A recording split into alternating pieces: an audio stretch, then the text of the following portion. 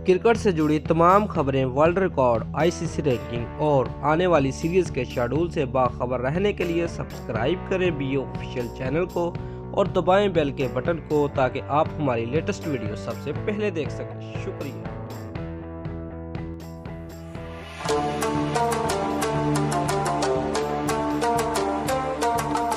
दोस्तों, कौमी टीम के फास्ट बॉलर हसन अली ने अपने बेहतरीन दोस्त शादाब खान को जो कहा वो कर दिखाया।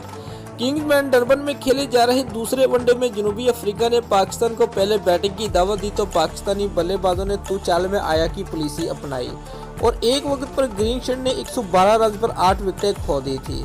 दोस्तों, इस मौके पर फास्ट बॉलर हसन अली ने कप्तान सरफराज अहमद के साथ मिलकर शानदार बल्लेबाजी का मुजाहरा करते हुए 9वीं विकेट के लिए 90 रन जोड़कर टीम का स्कोर 200 रन से आगे पहुंचाया। व्यूअर्स, हसन अली ने 5 चौकों और 3 छक्कों की मदद से 45 गेंदों में 59 रन की पारी खेली। ये हसन अली के लिए वनडे करियर की दूसरी निसफ सेंचुरी थी। इससे कबल वो गुज़िश्ता साल जनवरी में न्यूजीलैंड के खिलाफ भी 51 रन स्कोर कर चुके हैं। दोस्तों, उन्होंने निसफ सेंचुरी की तकमील के बाद ड्रेसिंग रूम की जानब इशारा करके शादाब खान को पैगाम भी दिया।